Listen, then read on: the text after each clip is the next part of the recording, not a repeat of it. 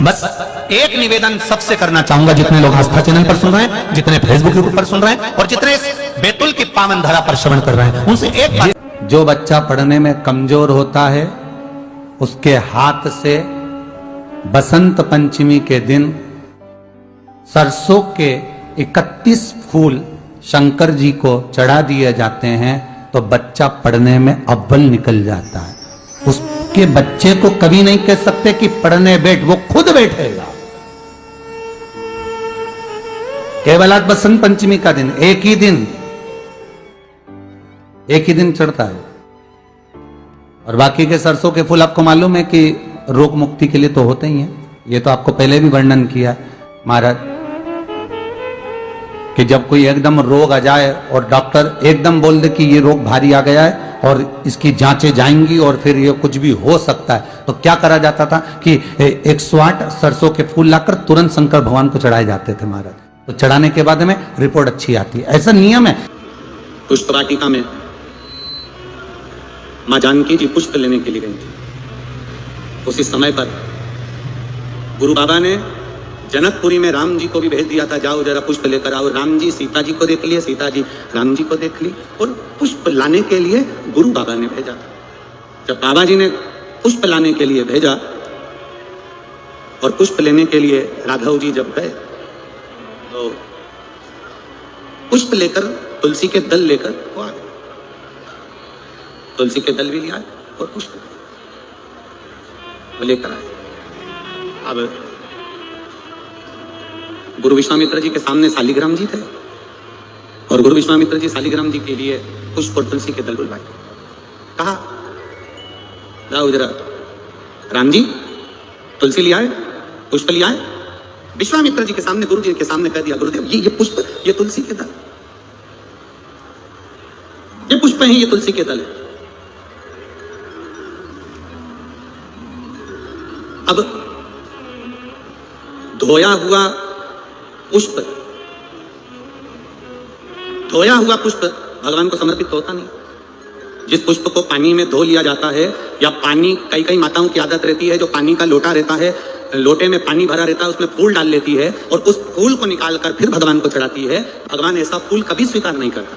बाल्टी में पानी भरा है, तुम गई बगीचे से फूल बाल्टी में डाल लिए, बाल्टी में पानी भरा था, उस पानी में फूल गिर गए, तुमने वो फूल महादेव को चढ़ाए, देवताओं को चढ़ाए, वो भगवान स्वीकार नहीं करता। क्यों नहीं करता? क्योंकि जल के पात्र में जल भरा हुआ है, उसमें अगर आप फूल डाल दोगे तो जो जल भरा है उस जल नारायण को वो फूल चढ़ चुके हैं। अब वो फूल तुम दूसरे देवता को नहीं चढ़ा सकते, क्योंकि चढ़ाया फूल कैसे चढ़ाओगे? तो हमारे यहाँ सनातन धर्म में धोया हुआ फूल, पात्र में जल भरा है और जल में पड़ा हुआ फूल भगवान को समर्पित नहीं होता। तो जैसे ही गुरु बाबा के सामने पुष्प आए और गुरु जी के हाथ में जैसे ही पुष्प आए तो वो फूल गीले थे। अब पुष्प जब गीले थे तो उन्होंने पूछा, विश्वामित्र जी ने, गुरु बाबा ने, गुरु जी ने पूछा, राम जी, राघव जी, ये फूल जो तुमने हमको दिए हैं, ये पुष्प जो तुमने हमको समर्पित किए हैं, ये पुष्प तो गीले हैं। राम जी ने कहा, प्रभु मालूम नहीं, हमने तो इनको धोया भी नहीं है, क्योंकि हम जानते हैं कि धोया हुआ पुष्प समर्पित नहीं होता, तो फिर ये गीले क्यों है? विश्वामित्र बाबा ने तुलसी की मंजरी को उठाया, तुलसी के दल को उठाया, शालिग्राम भगवान को चढ़ाने के लिए विश्वामित्र जी हाथ आगे बढ़ाने लगे। तुलसी की मंजरी, तुलसी के दल विश्वामित्र बाबा के हाथ से चिपक गए, चढ़ने को तैयार नहीं हो रहे। पूछा बाबा ने, तुलसी तुम आज नारायण पर नहीं चढ़ रही हो, शालिग्राम भगवान पर तुम तुलसी समर्पित नहीं हो रही हो, क्या हो गया तुमको? तुलसा जी कहती हैं, गुरुदेव, तुलसी के क्यारे में हम सारी बहनें एक साथ बड़ी हुई हैं, तुलसी का पौधा लगकर हम एक साथ बड़ी हुई। पर माता जानकी जी जब बगीचे में घूम रही थी तो उनके वस्त्र हमारे पौधे पर आ गया और उनके चलने से, सीता जी के पल्लू के उस चीर से हमारे कुछ पत्ते टूटकर जमीन पर गिर गए। जब ये कुछ पत्ते जमीन पर गिर गए, इसलिए हमें रोना आ रहा है। यही कारण है कि हम आंख से आंसू बहा रहे हैं, यही कारण है कि हम रो रहे हैं। विश्वामित्र जी ने कहा कि राम जी जाओ, जानकी जी से कहो कि जो तुलसी के पत्ते भूमि पर पड़े हैं उन पत्तों को वापस वृक्ष से, वापस डाली से जोड़े। जाओ जरा बोलो। जानकी जी, सूचना गई माँ जानकी के पास, तुमने जो तुम्हारे चीर से, तुम्हारे वस्त्र से जो तुलसी के पत्ते गिरे हैं उनको जोड़ा जाए। जानकी जी कहती, कभी नहीं हो सकता, ये भूतो ना भविष्य थे, पत्ता टूटने के बाद जुड़ेगा कैसे? मुझे लेकर चलो गुरु बाबा के पास में। गुरु विश्वामित्र जी के चरणों में जानकी जी निवेदन कर रही हैं हाथ जोड़कर, बाबा गलती हो गई मुझसे, पर पत्ता नहीं जोड़ सकती, पत्ता नहीं जोड़ सकती।